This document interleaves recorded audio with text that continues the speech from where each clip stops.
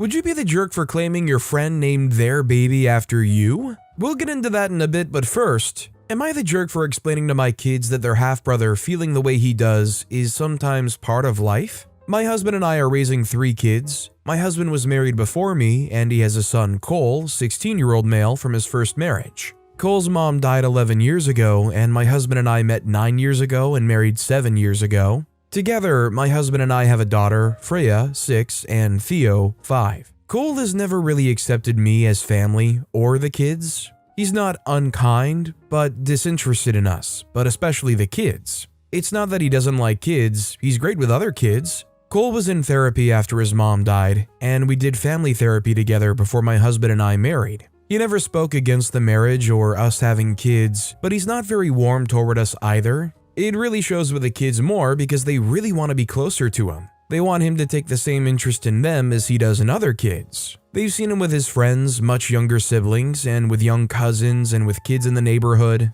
My husband and I don't push too hard. I'll take Cole to pick up a video game every few weeks because he loves gaming, and I ask him questions about the games he enjoys as a way of trying to bond. We also go to arcades, the pool, and we go for walks all together. Yesterday, I was taking the kids to a Halloween party and Freya asked me why Cole doesn't like them, and I asked what she meant. She said she asked why he likes other kids more than them, and he told her they don't have the same mom. Theo didn't really understand most of it, but Freya understood enough to be upset. She was crying and Theo was confused more than anything. This all came up because Freya wanted to show off her costume to Cole, but he wasn't interested. Yet he does show interest in other kids' costumes. I told them sometimes when a kid ends up with their parent no longer together and they fight a lot, or when a kid loses their mommy or daddy young like Cole lost his mommy, it means they find it hard to let some people into their heart. That Cole lost his mommy and it made it harder for him to feel about us the way we feel about him. Freya said her best friend has a sister who has a different dad, but she loves her.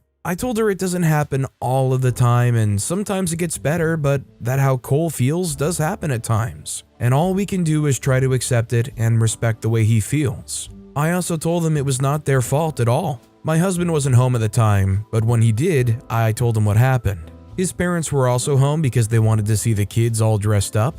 They heard what I told my husband, and they told me I should never have said that to the kids because I should know Cole isn't being fully honest when he says things about not loving them, and I'll make the kids think it's true when they're so little and too young to really understand the complexities, and I made it so black and white for them. My husband told his parents they needed to leave, but they called me a bad mom before they left. Am I the jerk? Personally, I don't think OP is the jerk. I think they tried explaining it to their kids as best as they could, and they really were coming from it in a non-confrontational way, and a way that is meant to try to inspire the kids to not cause any more confrontation, and hopefully understand and accept that A, it's not their fault, and B, that it's just due to experiences that he's gone through. Also, hi, I'm Steven, and if you guys enjoy getting to decide whether or not all of these people are jerks, why not hit those like and subscribe buttons down below? That said, our next story is, am I the jerk for telling my mother-in-law if she said one more thing about my wedding, she'd be uninvited? Okay, so I, 26-year-old female, am Indian and my fiancé, 26-year-old male, is white. That never really caused problems for us, and we've been together for 4 years. My mother-in-law, 46-year-old female, and I aren't particularly close. But it's never caused the blow-ups I've seen on subreddits like these and other places. I decided to include mother-in-law in my wedding planning as a nice gesture and thought she could help out a little. Colin and I already decided that our wedding was going to have the elements of a traditional Indian wedding beforehand. Mother-in-law endlessly critiqued everything I said was going to be in the wedding, such as me wearing a red lehenga choli because white was the symbol of holy matrimony, how clunky my wedding jewelry was, the designs of the tablecloths, the flowers and our arrangements, how many people from my side of the family were attending, etc. I tried to hold out for Colin's sake, but I eventually snapped when my mother-in-law told me that my curly hair was unruly and unfit for a wedding since I decided to not straighten it for the wedding when I invited her and my sister Sarah, 23-year-old female, to look at possible hairstyles.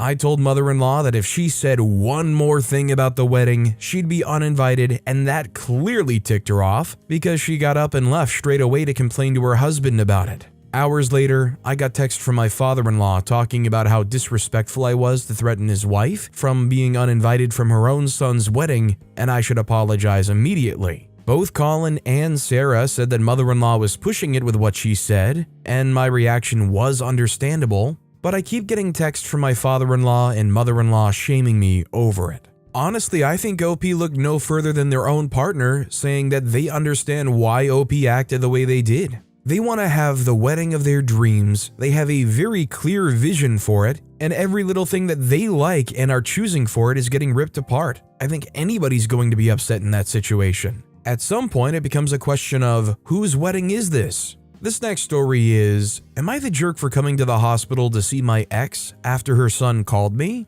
7 years ago, I started dating a woman, let's call her Maya. She has a son, Mark. He was 4 when I started dating Maya. Mark's father, Maya's husband, unfortunately passed away when he was still a baby, so he has no memory of him. Me and Maya got along quite well, and our relationship proceeded steadily and without too many problems. In time, I built a good relationship with Mark too, and by the time he was 7, we were a good trio. Unfortunately, my relationship with Maya ended 2 years ago. It was nobody's fault. There was no cheating or abuse involved. We simply had some problems and we came to the conclusion it was better to break up. Last week, I got a call in the middle of the night. It was Mark calling. When I was still dating Maya, I'd given him my phone number and told him to call if he was ever in trouble and needed help.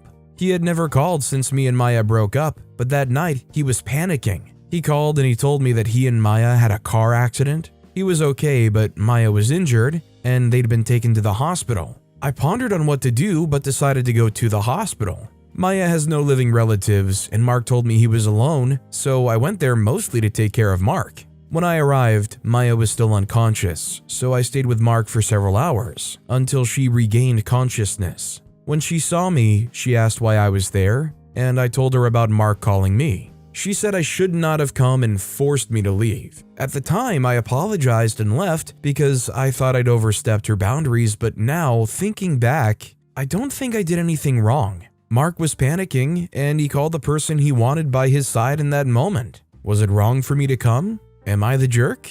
I definitely don't think OP's the jerk here. It was a very stressful situation, and Mark clearly cared about you enough or relied on you or trusted you enough to call you in that moment to get some help. They needed some kind of comfort, reached out to the one person they thought of, and OP was there for them. There's nothing inappropriate about what's going on.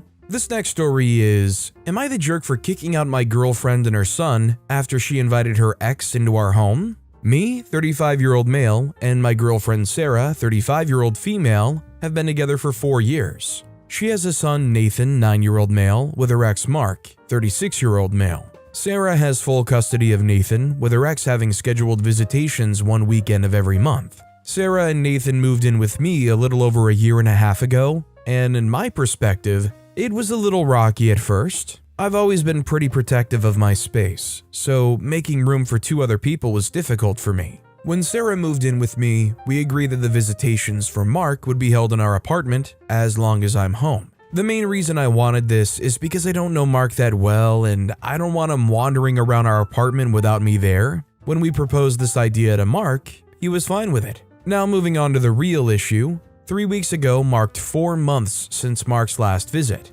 So I'd asked Sarah when he was planning on visiting Nathan. My girlfriend replied by shrugging her shoulders and telling me she'd ask. She never followed up with it. So a few days ago, I asked when Mark's next visit was and Sarah said she'd tell me when she knew. Nathan was in the living room, but had apparently overheard us and shouted something along the lines of, "Dad was here last weekend, remember?" Sarah's face immediately dropped, and when I asked what Nathan meant, she wouldn't give me a direct answer. Eventually, she ended up telling me that for the past 2 visits, Mark had been to our apartment when I was working. When I accused her of going back on our agreement, she kept telling me this was her home too, and she could invite whoever she wanted, and that it was fine because she was here and watching. I told her that was besides the point, and she violated my trust. It blew up into a huge argument which ended in me telling her to get out of my apartment. She packed up and left with Nathan. Last I heard, she was staying with her parents. I've gotten several messages from both Sarah and her parents calling me a jerk for kicking Sarah and Nathan out of their home for something so small. She's even been blasting me on Instagram and Facebook about how horrible I am to do this to her. It's got me thinking I might be the jerk, but I'm not entirely sure yet. Am I the jerk? Personally, I don't think OP's the jerk here. I mean, how much more does your trust need to be utterly violated before it is okay to kick this person out? Multiple weeks they just said, oh, I can invite anybody I want behind your back and never tell you about it because I live here too. Forget just Mark coming over to see their kid. With behavior like that, who knows who else they could be sneaking in there, right? This next story is, am I the jerk for being upset that my friends hung out without me when our friend from out of town, whose wedding we're all bridesmaids in next week, came to visit and didn't tell me?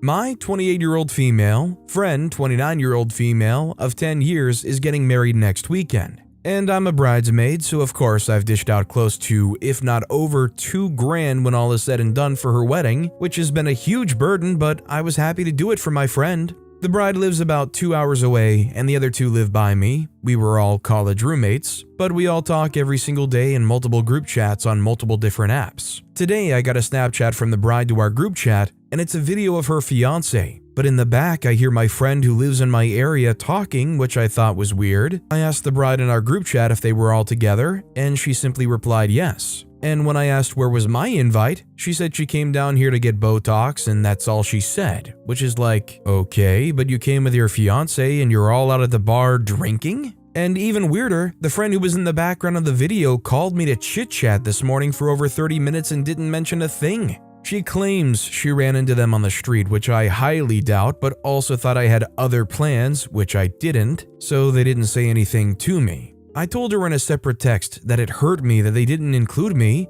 and she just again said she thought I had other plans, which again we never spoke about. If my friend told me that I hurt them, I would at least apologize for hurting their feelings. Am I the jerk? I feel like it's intentional to somehow not mention you're coming to my town from 2 hours away and hanging out with our other two friends but not me, even though we are all in your wedding next week and have been friends for the same amount of time. It makes me feel weird to even go to the wedding now. Like, this is a very weird mean girl behavior in my opinion, but am I overreacting and being a jerk? Who wants to be left out like that, especially after spending so much time and money on one of their weddings? I can only imagine how I would feel in that position, and I would feel particularly neglected. I feel like if you're in that area and you're having this group impromptu even meetup, I feel like it should come to mind to offer an invite to somebody else, right? Especially if you're posting to the group chat. If I were the bride or whatnot in this situation and I did end up coming to the town and hanging out with one of the friends, if I genuinely did forget to somehow invite OP,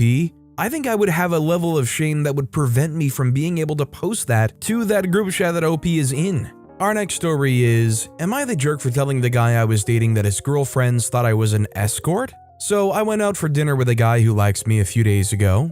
He was going out with a friend and he asked me if I wanted to come. I didn't want to be the only girl in the group, so I asked if I could take my friend. I took my friend and then we went for dinner, so it was 4 of us in total. At some point, the guy said some of their friends were joining. All of their friends were girls, so there was a total of 6 girls that joined our table at a later time. One of the girls asked me if I was paid to be there. I played it dumb and I asked, what does she mean by that? And she said, if the guy was paying me to hang out and sleep with him. I responded yes, just because I wanted to find out if the other girls were paid and who he associates with. The girl said they'd just been friends for many years and nothing more, but I kind of assumed the girls were paid. Otherwise, why would she have asked me this as a first question? Also, the friend of the girl who asked me this was looking at me the whole night, and I think she might have asked her to ask me this, as she kinda liked the guy I was with and she even went home with him. The guy messaged me the day after that it was the second time he tried getting with me, and I responded to try harder.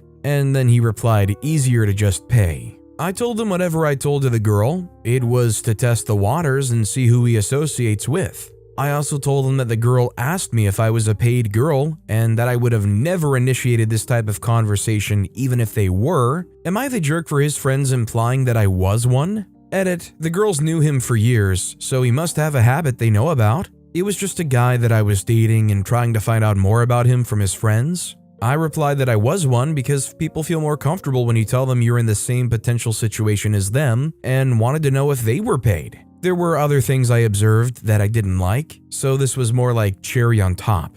And I decided I didn't have anything to lose anymore by trying to find out more about him in this way. I dropped the guy as this was just the getting to know each other stage and he didn't make the cut. I think the way I reacted was a smart way of not getting played by him, as he was only looking to sleep with me. He also offered to pay and called me a headache when I said I wasn't going to do it. I just think he was looking to sleep with me and realized I wasn't about to be played by him.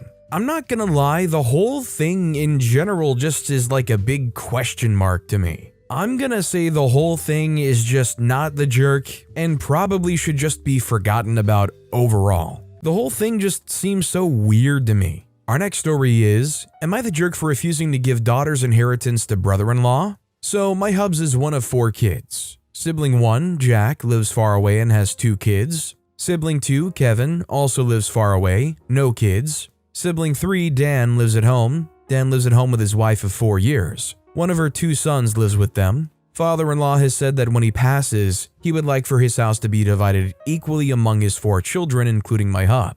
Father-in-law would not be able to remain in his house if Dan and his spouse were not in the house with him. Dan is self-employed and has never had health insurance except for when he married his wife. He makes money managing a window cleaning business. He could have expanded the business many times, but has chosen not to as he likes to do what he likes to do. Go on long fishing trips, go out to bars, etc. He never paid rent to his dad. Mom has been deceased for 20 plus years. He is 55 years old and never paid rent or real estate taxes. Father-in-law is 95 years old. He is mentally there but has limited mobility and very bad hearing. He also cannot control his bowels and needs to be changed and washed. We now have full-time help, but it was a struggle as Dan and his wife and son did not want anyone coming into the house. It's also a struggle because father-in-law doesn't want anyone helping him, but now understands that he needs assistance. Sibling 1 and Sibling 2 have never been involved with their father since graduating college.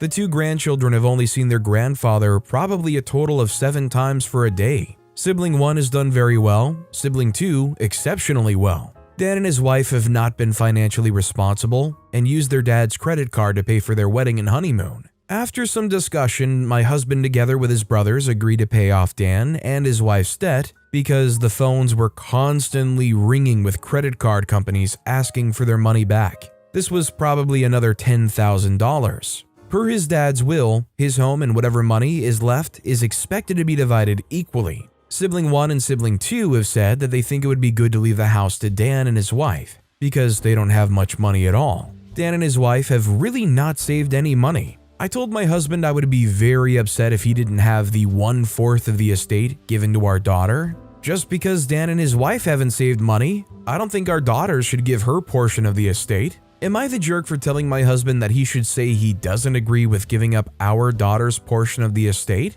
It is fine if his 2 siblings want to do so, but they shouldn't be telling us what we should be doing. Yes, it's a lot of work for brother-in-law. Unless the father changes his will, it's your inheritance, and I've always firmly subscribed to the belief that when it comes to inheritance, you get to do whatever you want with what you inherit. Sadly, it's definitely one of those topics that causes a lot of infighting in family. This next story is, am I the jerk for not letting my daughter go to a Halloween party? My husband, 34-year-old male, and I, 34-year-old female, have 6 kids. Our 2 eldest are our 15-year-old daughter, Autumn, and our 13-year-old son, Thatcher. Thatcher and Autumn are both at the age where they don't want to go trick-or-treating for Halloween anymore. Both of them have different parties they want to go to. Thatcher and his girlfriend want to go as Travis Kelce and Taylor Swift. My son plays baseball and watches all sports, including the NFL. His girlfriend is into Taylor Swift. Autumn and her boyfriend want to go as Mary and Pierre Curie. The issue has been Autumn and her boyfriend saying mean things to Thatcher and his girlfriend about their costume. The biggest issue is that they said that his girlfriend shouldn't be Taylor Swift because his girlfriend is black. We're white and live in a very white area. She's one of the few black kids in the district. Thatcher got into a massive argument with Autumn over this. We weren't home when this happened, but when Thatcher told us what happened, we spoke to both of them. Thatcher was justifiably really angry. He said it didn't matter because anyone can be Taylor Swift for Halloween. Thatcher tries to learn about his girlfriend's struggles and culture. We talked to Autumn about this, and she at first dismissed it. We pushed her, and she wouldn't apologize until we had to threaten to take away her electronics. A few days later, she made a comment about how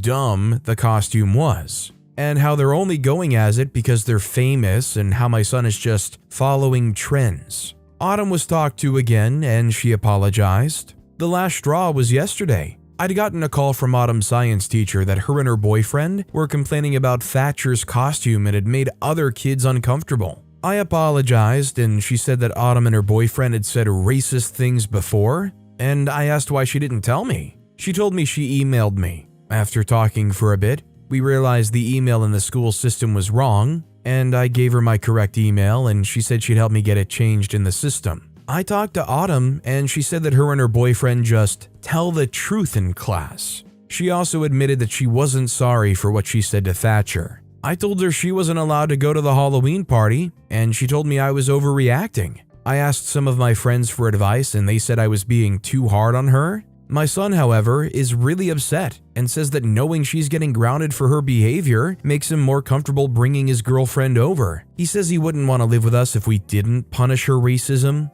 Am I the jerk? I mean, Autumn is literally being straight up, blatantly, unapologetically racist. So yeah, I think they deserve a little bit of punishment here. Maybe try to think about not being racist instead of going to that Halloween party. I don't know if this is just a learned behavior from the neighborhood or the school that she's growing up in, or even from her own boyfriend for all I know. But if I were in OP's shoes, I would be desperate to try to figure out a way to curb this behavior and hopefully get it through their heads that it's not okay to believe this stuff. And shoot, at some point, if she wants to be open and truthful, at some point they might come across somebody who's a little bit more physically willing to show them how dumb they're being. Our next story is, am I the jerk? My boyfriend doesn't seem to think I should spend the night anywhere else now that we own a house. My boyfriend and I recently purchased a home in March of this year. Now that we own a house, he seems to get mad at me whenever I choose to spend a night away from the house. I don't leave often, and when I do, it's to visit my parents while the boyfriend's out of town for work.